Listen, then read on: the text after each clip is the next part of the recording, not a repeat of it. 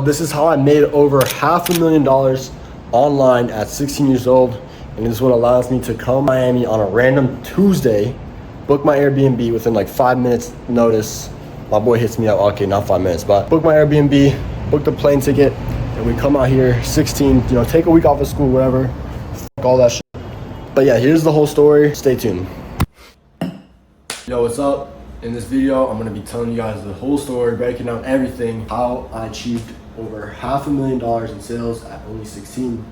I'm now 17, but when I was 16, all my businesses combined, revenue and everything, totaled out to over $500,000. So yeah, I'm filming this from Miami. I'm supposed to be in school right now, but I decided, me and my friend decided, yo, fuck this school shit. Let's go enjoy the nice weather, bro. So we came down here for a week, took time off school. We got sick, right? But so yeah, we're here now, and it's been amazing. This is our last day, and I was like, yo, let me just, perfect time to go ahead and film this video. But yeah, so in this video, I'm gonna be breaking down everything, so stay tuned. Okay, so basically when I was younger, I was trying to be able to probably get some gems on Clash of Clans or something.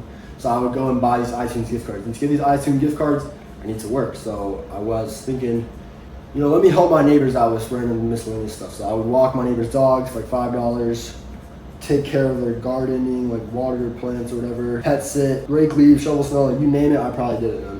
And yeah, so I did that for a while actually. I still even do it. Whenever it snows in the neighborhood, I literally go and help my neighbors who I used to work with, walk their dogs, go and shovel their driveway for free.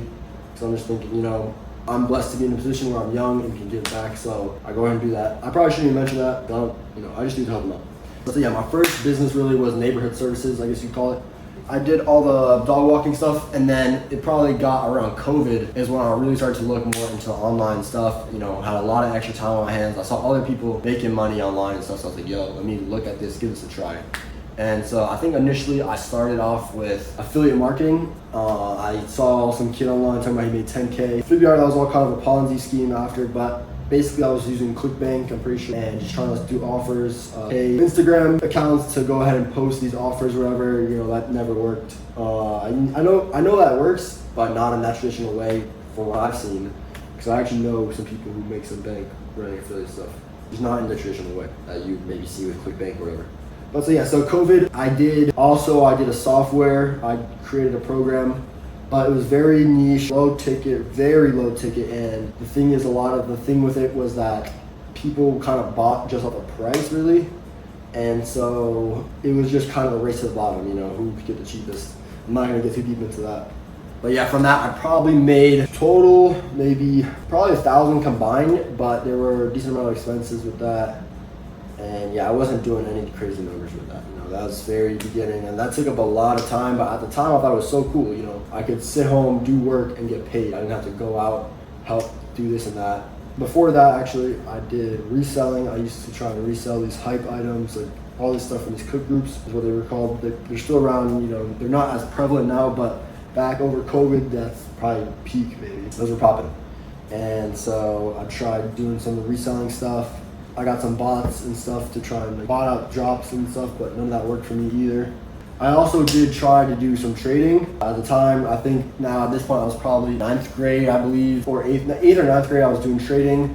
I had ups and downs. One day I literally made like $600 because I entered a position, I forgot about it, and then after school I checked, I was up 600, obviously luck to some extent, or well, yes, that thing was completely luck. But yeah, man, my account was going up and down. It was hard. I was having a trading class, that's not really sustainable. And so yeah, I stopped that. But I was able to take my account from $100 all the way to $700, and then down to $200, back up to $600. And I don't even know where it's at now, but yeah, it's hard to tell with that trading. You have to really hone in and take time to research. It's not like how these people online make it seem like, oh, just hop on the charts, look at this, and you're good. No. But so yeah, then after a while of doing trading, I was like, yo, I need to get into some real business stuff. And so one of my friends actually online, he went to my school, but I didn't really know him that well. He's actually here with me in Miami right now. He was doing Amazon FBA. He's probably pop in later in the video. Yo, Jack, say something. Yo. Yeah. Yeah, he was doing Amazon FBA at the time. I started to look into that, but the problem with Amazon was that it's very capital intensive. So especially for the model that we were doing, or he was doing that he showed me, was online arbitrage and wholesale. Those were the main models that we were doing. And so with those, it really takes a lot of money to make money. So if you have $1,000, right, you buy $1,000 worth of inventory and you can sell that, but you can only make money off that 1,000. It's not like you do something and then you get paid off that. You get paid off how much money you put in, basically. So it's very capital intensive, and so I didn't have a whole lot of money at the time. I believe I started with like $600, put in that, and I wanted to make that much money from that. So I was learning the skill, and so then what I decided to do is I started a service-based business, and I was basically providing information to other companies. It's like information arbitrage, I guess you could call it. It wasn't actually called that, but that's basically what I was doing. I was getting info from somewhere else, and I went ahead and resold it to these other companies. Obviously, I enriched the information, but I was getting this data from one company, and then I would sell it to these other companies, and I made the spread off of that. And that basically took me up to around 6K. That took me a while. I was being hella underpaid for that. Like, these companies that were making thousands were paying me like $300 a month. So, but it was pretty scalable. I could provide the same information to about 20 clients. So it was very scalable. And so I think at the peak of that, I was making about 2K a month, but I was still also a freshman in high school, making 2K a month online from about an hour, 3 hours of work, maybe a day. So yeah, and then eventually I outsourced it to a virtual assistant. And then basically I would only spend about 30 minutes a day. So that was very good. But so that initial capital helped me basically start the whole Amazon thing. And so once I had that $6,000, I could really start to go heavy. So I remember Black Friday, this company had this sale. And basically with Amazon FBA online arbitrage, which is what most people start out in, is you're buying from other retailers and selling on Amazon. So basically you buy Walmart, Target, not really Target, but Walmart's a big one. Just these random companies, Walgreens, whatever, they host sales, buy one, get one free, basically 50% off. So you're buying it 50% off, and then you're selling it on Amazon at the normal retail price. There's a lot of fees and stuff, but usually you can turn a profit depending on the item. But yeah, so you're spending a lot of time sourcing, finding items. You can hire assistants to help you with that, but they're not the best. So you're spending a lot of time looking through catalogs and whatnot, finding products. And so, yeah, so with Amazon, I would order, and at the beginning, I was getting everything shipped to my house. So, it seems weird when you're having pounds of supplements and stuff being sent to your house. And so, yeah, I remember one night, the most time-consuming thing with the whole business was prepping the items, since when you receive them, you can't just ship them directly out. You usually need to do some preparation. Like, Amazon has different rules and regulations, but you usually need to bag them up or put a label on them, and then you send them out to Amazon warehouse. But one night, it was literally a school night, I got these items in, and I was literally probably up till 5 a.m. prepping them so I could get them out the next day. Almost 5 a.m., bro. Tomorrow, I literally have school. It is Wednesday. And then I still had to wake up and go to school the next day for like 3 hours. So yeah, that's how it was. And so yeah, once I started to really scale up, I got a prep centers, which is basically warehouses, and they will, you send the items to them, and then they will go ahead and do a prep at a small fee. And yeah, around that time, I started getting more into wholesale, as I was spending, my peak, I was probably spending 30 grand a month on inventory. And if you're doing online arbitrage, it's pretty hard to spend that with retailers, as they usually won't let you order in large volumes, as they know you're probably reselling and they don't want that. So you need to go to a wholesaler. And so yeah, I was spending spending $30,000 a month at 16 on inventory. And I was sending to these prep centers. They would do all the prep work, sending me lots of time for a small fee, which was amazing. But so yeah, I was starting to scale up. At this point, probably doing a peak, I was doing around 50 to 60K a month, which is crazy. I had 5 employees full-time under me working for my company. And yeah, we were scaling up, spending 30,000 in inventory, around 60,000 in sales. And yeah, and dude, when I was hiring these employees, they would often say like, "Oh, are you like the head of the company? Like, you seem very young." And so I would have to tell them that I was the employee manager, because if they see, oh, a 16-year-old kid is running the company, that doesn't seem like a solid foundation of a job for them. So I would tell them I'm the employee manager. And yeah, so basically they were all working under me. In reality, I was basically the owner, managing them day in and out. And yeah, a lot of them actually stayed with the company for like over a couple of years, or over a year or two, probably. I think my main one was with me for at least a year.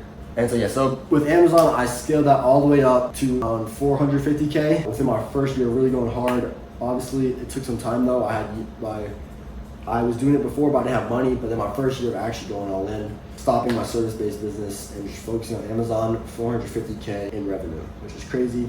Obviously, that's not 450K in profit, definitely different. So anytime you see someone doing e-commerce and they're flexing, screenshots are the thing, just know that is not all profit. Okay. But so yeah, I was doing Amazon, and Amazon started every year they almost basically implement new fees.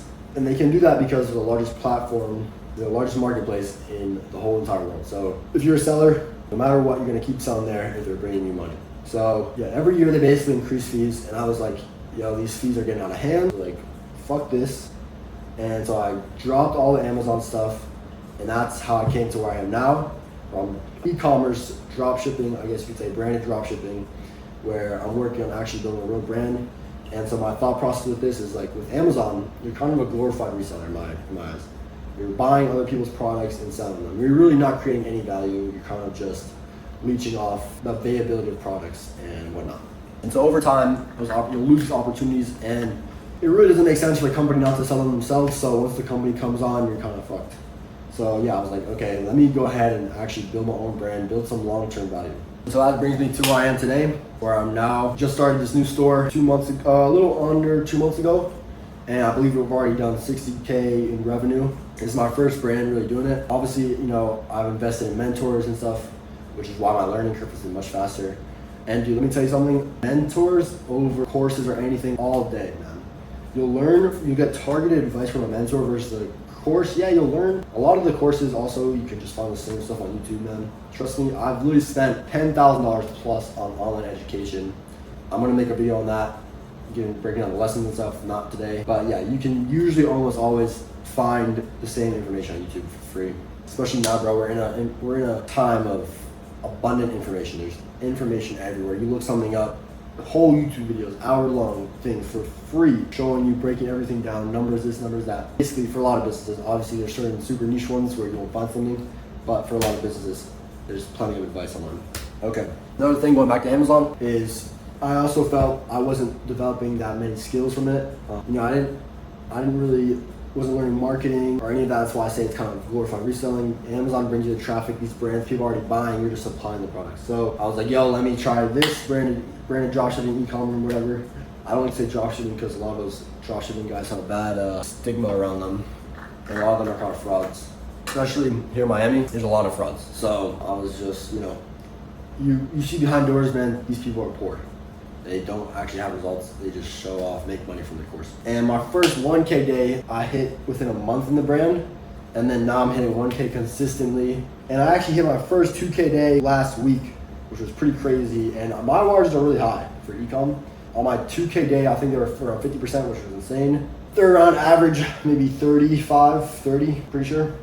Some days are better than others, obviously. But yeah, that's the current predicament. And yeah, so the biggest takeaways from everything, my whole journey and everything, is taking action over preparation. It's better to learn from trial and error than to learn from watching this. Oh, how am I gonna do this? No, you start and then you figure it out. That's how you learn the fastest. I promise you. Yeah, you'll make some mistakes, lose some money, but you will learn 10 times faster, okay? When I got into dropshipping, whatever, I'm not even lying to you. I put up my product page. Obviously I tested multiple products, but I put up my product page. I didn't even know how to fulfill the items at first. I was just saying, okay, let me see if this works. Boom, okay. The product doesn't work, okay, whatever, I don't care.